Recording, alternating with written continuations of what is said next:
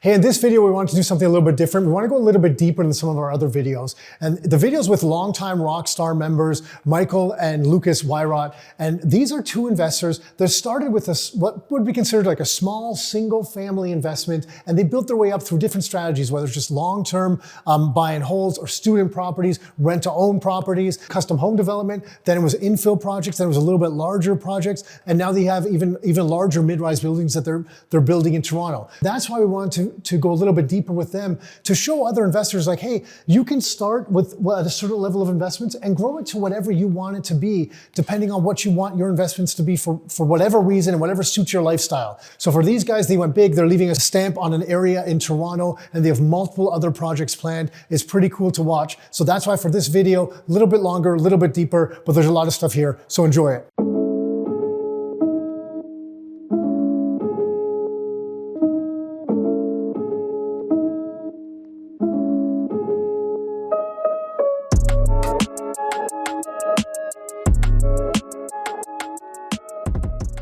What was the project before that you did? Like, what was your project, the project that you and Luke did right before this? That one was in Leslieville. It wasn't a mid-rise building. It was a church conversion, and it was 12 townhomes. So 12 townhomes.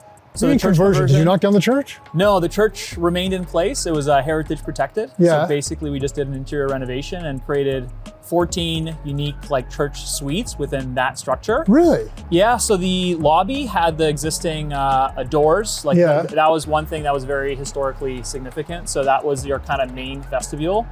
There was a couple of alternative entrances that you could have at the side of each of the buildings. So it wasn't just a single sole entrance, but yeah, you had to kind of work within the shape that you had. That must have been way harder, no? It was very challenging. It was a real slug and grind. Like when we took over the project through a different developer. So this was also a site that didn't go into receivership, but it went into power of sale essentially, and we took over the project. They had a certain plan for the church to create identical units through a central corridor going through the core of the church. And then you have these 4-story units that didn't sell very well. And we thought, the market was starting to return a little bit. So if we kind of took it over, went back to market, we would be successful.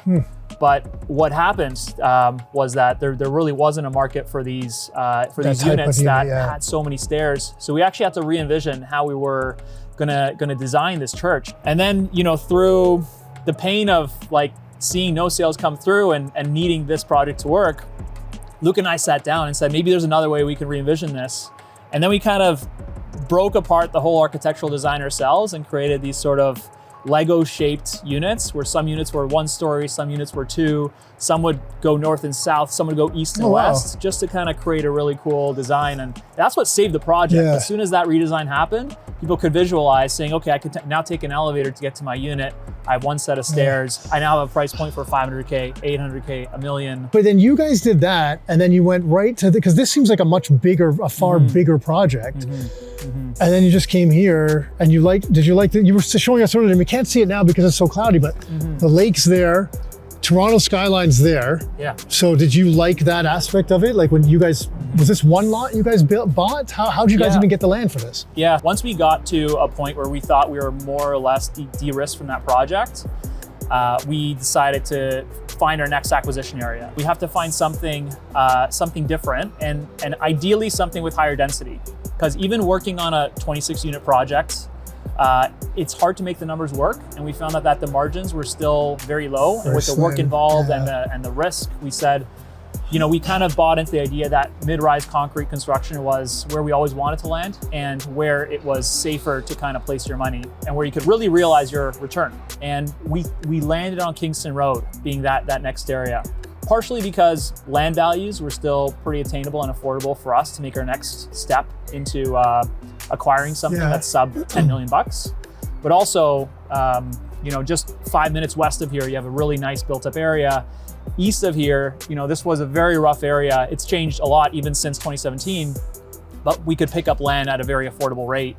And the zoning was pretty favorable, that it wasn't a very long process to then get a variance. So just over there where you see that soccer dome, there's actually the Scarborough Junction site. This is a planned 12 tower development there by Republic Developments. Along Kingston Road from the beaches all the way to Pickering, There's a plan like 7,500 units under development right now. You can see kind of the commercial strip right now. So it's full of auto body shops. It's full of hotels and motels. And this is what Kingston Road is known for. But now all of those parcels are usually oversized and they're getting bought up by developers. And one by one, they're kind of getting taken over and mid-rise buildings are being proposed. So you're expecting more and more of this. I think mid-rise is the where you're going to see more of it versus the high-rise everywhere. Yeah, so you can kind of see a lot of the terracing from here, just kind of peeking over, right? Like this. Yeah. Oh, those are nice. Yeah, it's nice, but those are nice terraces for like a condo building. Very often they're very small. They are often quite small, but this is a requirement from the city, essentially, to say that they wanted to see that angular plane. But we really wanted to maximize that area by kind of capturing as much of the square footage as we can. What about from these homes right here, where there's a pushback about all these balconies over these terraces overlooking their backyards? I imagine some of them weren't happy about it, right? Yeah. Well, I guess there's nuances to that. Like, let's dive into it a little bit further. I just think that's where kind of like where the conversation has gone. It's gotten very, very basic. Yeah. I mean, we know the truth behind all this, and development along avenues is going to be important to build Kingston Road out and to actually attract the tenants that this avenue really needs, right? Without this mid-rise development and without this kind of density, there's not going to be a nice restaurant that's going to open up. There's not going to be somebody that's going to be investing in a nice commercial store unless they know that there's unaddressable demand. Yeah. Nobody from Toronto is going to travel all the way to Kingston Road to shop at some sort of boutique store. You need to have this kind of product type to start to attract some of those higher end businesses, and then it makes the whole community that much more livable. This is going to be Cliffside Apartments. So this is across the street from us at the east of that gas station, the 7 parcel development there, just down the road. Got it. Yeah, Luke, you want to talk about what's changing? There's these mid-rise guidelines in Toronto. Yeah. So because there's houses here, they want you to build a building at a 45-degree angle like this. So I like the way you're saying it. So these people don't get affected by the building and, get affected by less sunshine. I get it. So it's not as tall, so they have a little bit more light coming in. Yeah, which is stupid. And they actually changed the rules in the past year. Really? So that's no longer in effect. Well, why is it stupid? Why is it stupid? Because you're limiting the amount of housing that you can do. Oh, got it. This affects a lot of Danforth Road, right beside subways. But it's a balancing act because these people are here, so you got you know what I mean? It's not only that; it's the construction cost and the thermal protection that's required and the complexity. The waterproofing. So there's all that. So then costs go up. So the price of the unit goes up too. Yeah, it's probably 10% increase in construction costs because of these, to build a mid-rise building. Oh, because of these requirements. But yeah, because of the changes they made, we're actually squaring it off a little. So now this is going to go up to here, and this is being increased like that as well. Because here we had these 2-bedroom units, but they were less than 15 feet deep. So it was super, super wide, but it wasn't very deep. Yeah. That's gonna actually probably be break-even construction costs, but we're gonna have more sales area or rentable area now. So these are rentals now. So is that confirmed plan? That's 100% confirmed, yeah. The initial plan was for these to be condos, but then market conditions and I know there's a variety of factors. There's cost of financing, there's opportunities on the back end, all this stuff. So you guys, at what point of looking at this project did you guys decide to go, hey, maybe we move over to rentals for these ones? Yeah, so I guess, Nick, when that happened was we launched the project in May of 2024. We probably had 200 people at our launch party here. Oh yeah. Yeah, so imagine this entire space was full. Everyone was excited. You couldn't even fit everyone inside here. People were outside. Yeah, so there was a lot of buzz, and it felt really positive that, even though we were launching in a market that was already getting to be very challenging, we thought that we made a really good impression. We had a very good value offering. This building was selling at roughly $50 to $75 a square foot, less than all of our competitors. But when we launched, we said, yes, we're still in a very high interest rate environment. Yes, it's still very tough for any pre-construction buyer to justify a sale, but with good enough marketing, with a good enough product, let's see where we can land. So when we launched, it was a big opening party. And we actually had a decent conversion rate. We ended up getting 10% of all of the Greater Toronto Area sales for the month of May. Oh wow! But then the numbers were still very low. The numbers were astronomically low. Like there was only 220 sales in all of the GTA. So we got like 22 sales. So, that's great. It's a good kickstart. And then we said, you know what, look, this is the slowest month of all time. Like in GTA Toronto history, it should only improve from here. Yeah. Except it got slower. It got slower. It somehow got slower. Yeah. Like the allure of the launch kind of faded away. There was fewer and fewer kind of inquiries and more and more kind of competing product coming online as well that was facing similar issues. So then it started to become kind of like a price war. We still had the best value proposition, but it was evident the buyers were not coming back for some time, given what was happening in the market. We started to see all the headlines from CTV and Globe and Mail saying, people are going bankrupt and builders are going under. So nobody wanted to touch anything related to construction.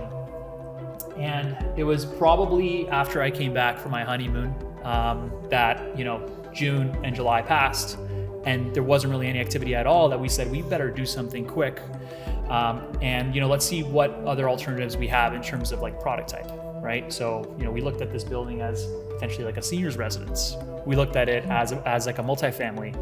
And what we found was there was some very tangible programs with CMHC that could finance you at a high enough leverage that you didn't need pre-construction sales anymore. Like the sort of capital stack that we needed and the amount of equity that we needed for a condo-based project was very similar to that of a rental, whereas years ago that was not possible. There was no program around for that.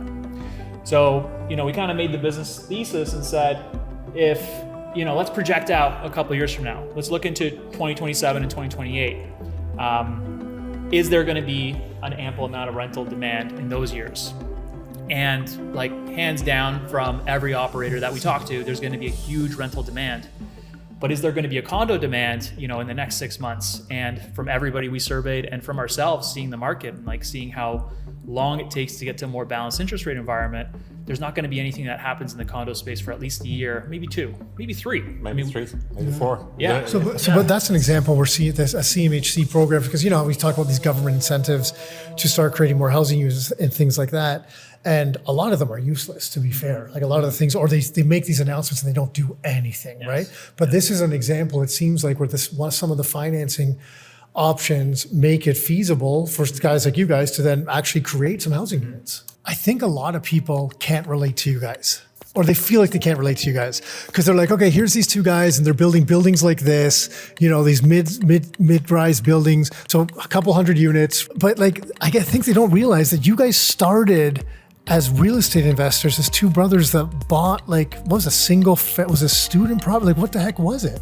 Like, you guys started investing at this and you just worked your way up. It's like it's like the story of the people that used to work in the mailroom at a big company and then they're like CEO. So can you kind of just maybe just to give everyone some context, like walk us through that journey that you guys had? To your point, anyone can start, but you start one step at a time. And that's where we started. We started single family homes in McMaster. This was in 07, 08, student properties.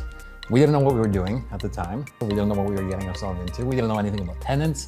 We didn't know anything about maintenance, property management. What got you, what was the trigger to get that first property? This is gonna probably sound like pretty common, but Rich Dad Poor Dad. Oh yeah. It was that book. So it was like assets, building up your assets. Yeah. I think I'll shout out my godfather from the States. He gave me Rich Dad Poor Dad when I was 14. And I think instantly I was hooked to the idea of like assets and liabilities. And I was always financially driven and minded. Like I played a lot of games when I kind of grew up, and I found a way to kind of make money with them. And then immediately I was like, what can this money do for me? So I was interested in equities, I was interested in real estate. And then it was Luke that kind of made that first idea towards acquisition when I was 17, Luke was 22. Yeah, I just graduated from university, so I was an engineer at OPG. Mike was still in school. Mike had a little bit of money. I was like, Mike, why don't you invest with me, We'll go 50-50. It's funny because it's how we started too. The first property was a 2-bedroom flip in Poor Credit area, Mississauga.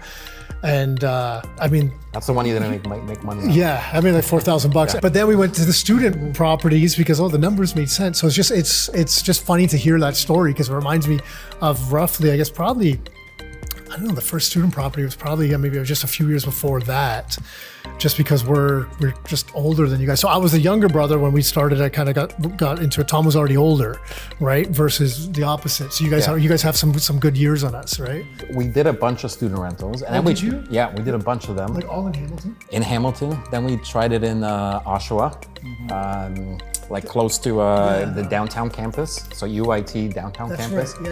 Yeah, that wasn't as successful. Mixed reviews. Mixed reviews for downtown. I was the one dealing with all the maintenance and all the break-ins and all the fun that came with that. But we did like small multifamily, like 4-unit properties. We went into Kitchener. We went to Trent Hills, Oshawa, Pickering, Brooklyn. Like we kind of spread ourselves everywhere. We tried different techniques. We did rent to own. I think we learned that from you guys. So these were like buy and hold properties.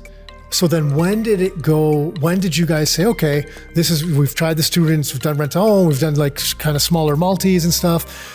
Whose idea? Yours, your idea for sure. You're the problem. Yeah, you're the problem for sure. So then you had this idea to be like, all right, let's build custom home or? Yeah. So I think that the experience in doing development started with all these small properties, right? Like every property that we found, it wasn't like a buy and hold. It was never a buy and hold. We always needed to either justify it for ourselves, how we're adding value over here, or justify it to an investor to say that we're entering into this investment and we're not just using your money and finding a tenant and renting it out, like we're doing something to this property. So usually it would be adding units. It could be a change of use. It could be adding bedrooms into a student house. It could be doing a full reno. So all these properties, we kind of tried to find problem properties that we could add value on. And these were all mini development lessons, right? Some of them needed a variance. Some of them needed some sort of planning aspect to them. And these were all like micro lessons to then eventually get into more complex developments. That was the stepping stone to then get a little bit more comfortable. So I think it was when we did some full house renos, and those were quite an undertaking, right? Like these were like $500,000 to $800,000 renos out in Leslieville. Like that was already a good enough stepping stone to say that building new construction was actually going to be a lot easier than that. So that I think was the beginning of Lifestyle Custom Homes back in 2012 or so. Yeah, I think so. And that started, what was the first project? I would say the first project was probably the large custom home Valentine in Etobicoke. Etobicoke. So that was from scratch? Yeah. That was a new, So we did a few projects like that in Etobicoke. Was that for you guys to sell? Was that one of yours? Or did you build it for someone else and they hired you guys to build it? We've only done one project for a client, or maybe two. We decided never to go that route again. It's dealing with the people. It's a different business model. Different business. Your communication level, it just requires more effort than. So after we did a client project, we're like, okay, we're not going to do that again. We're going to do everything for us. And we had an investor that invested with us on these projects, and we would build it, and then when it's done, we sold it off. Was the logic just to be agree? There's this bigger project. It's going to be the same amount of work, but just more zeros. In some ways, there's less risk as well. Like there's more risk because you're dealing with more money, but there's less risk because you're dealing with more money. There should be more room for a little bit more margin there as well. Was that the logic behind moving to the next one?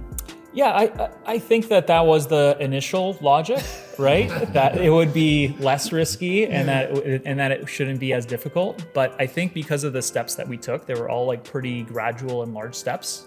When you go from building a single unit to then building like 4 units or 8 units, there's quite a lot of consultants and experts that you kind of need to start adding onto your roster.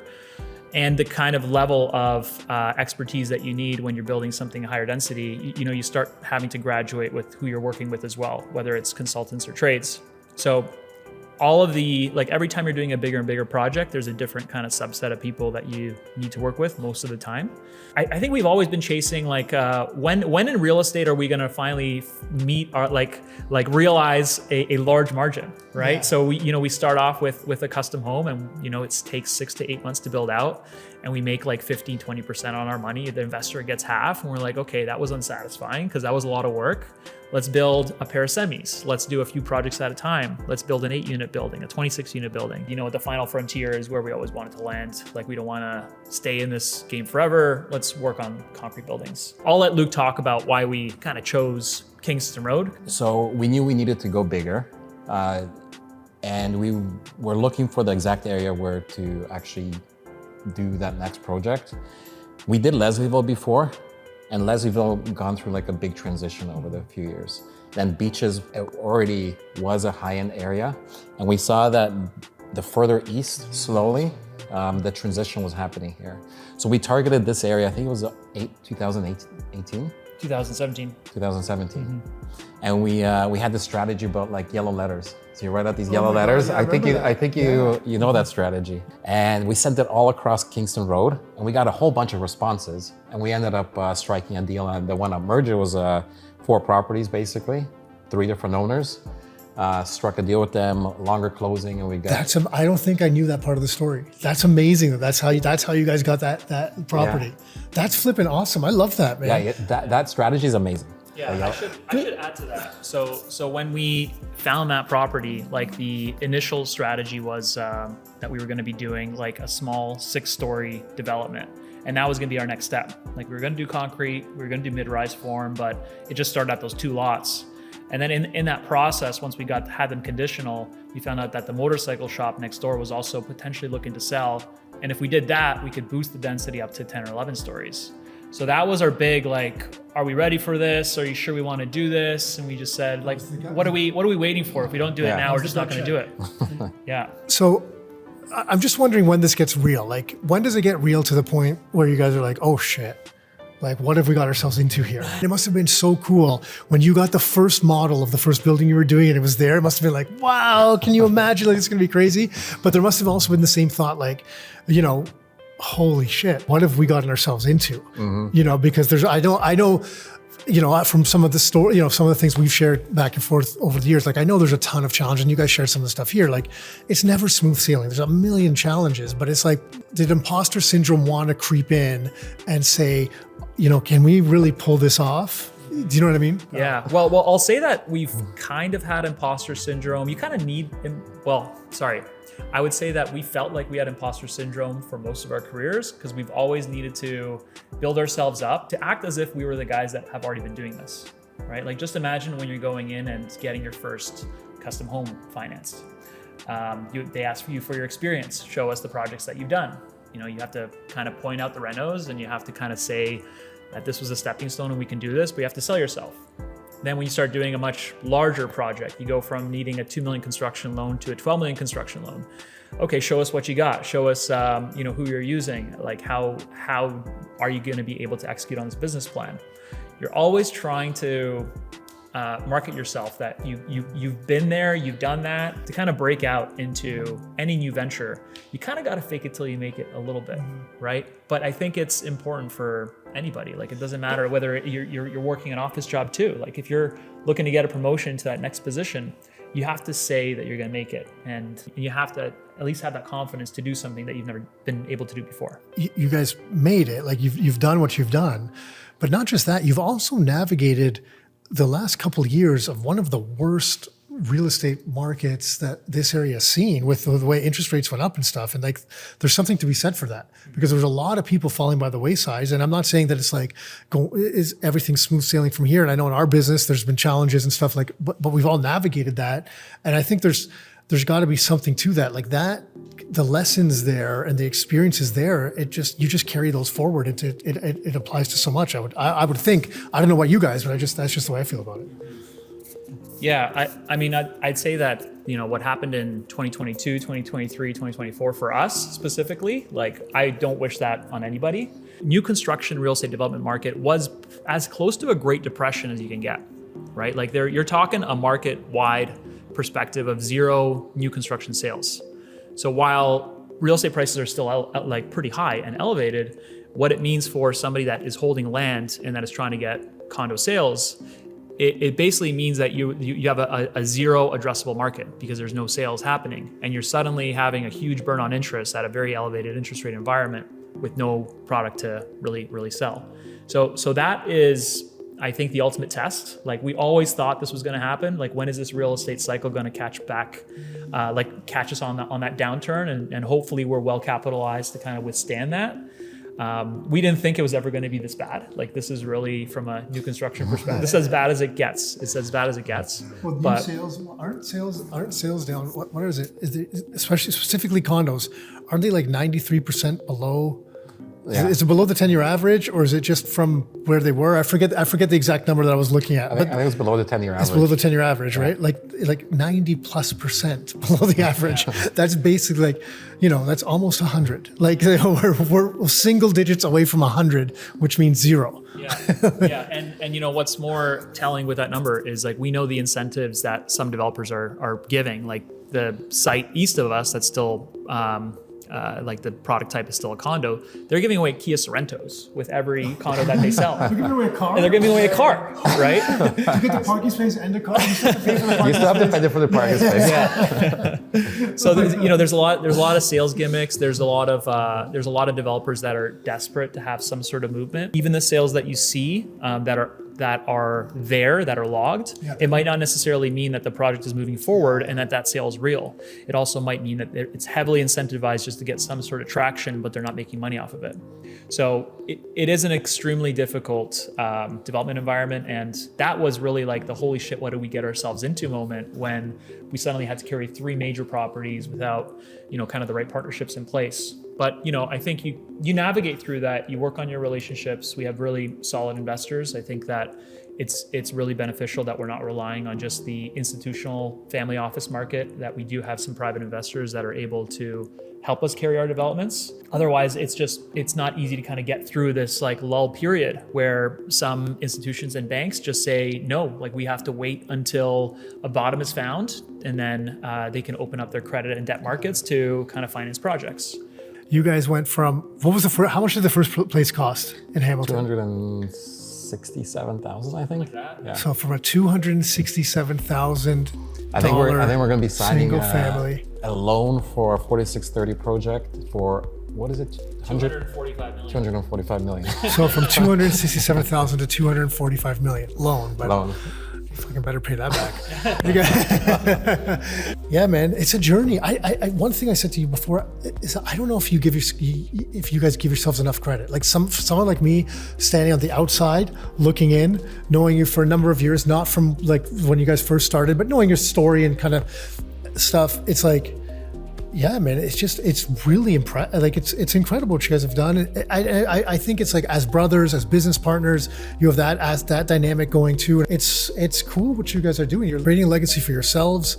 You're helping the community. Like, there's just a lot of factors here that get rolled into one, which is kind of, I don't know.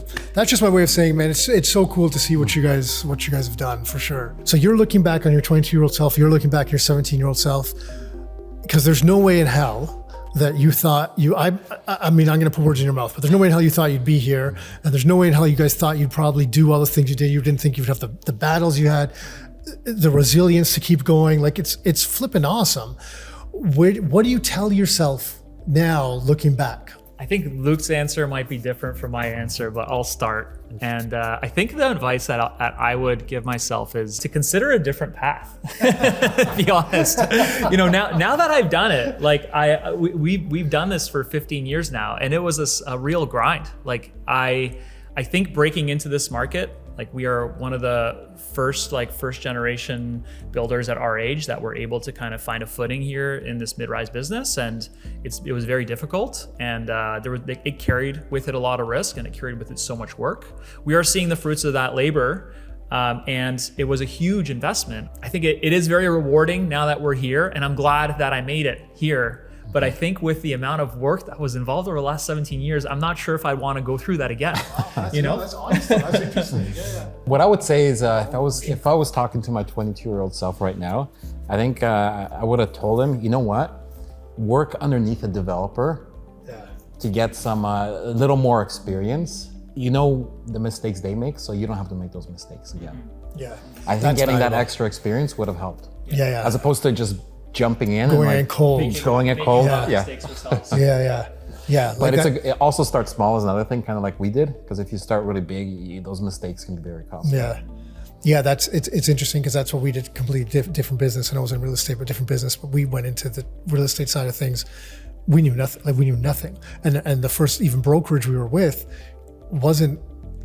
it ended up going bankrupt. Like it wasn't a successful brokerage. So we weren't able to see people that were successful within the brokerage, even what they were doing. So we had to figure everything out. We didn't know what the hell we were doing. And then I went and got my broker's license to open a brokerage. I'm like, we had never even been part of a brokerage that had any success. We're like, now what? What do we do? We're still trying to figure it out. Thanks, guys. Yeah, thank you. I appreciate being here. And I don't know, maybe just to close things off. If any of your audience want to reach out to us, feel free to check us out on social media, Instagram, lch.to, or you can find Luke and my personal email on our website, lchdevelopments.com. And we're happy to kind of just speak with other potential developers, or if you have lands that you're looking to partner on, we're always open to exploring new opportunities and seeing how we can add value. If you're sending out yellow letters and someone calls you, you need to talk to someone, call them.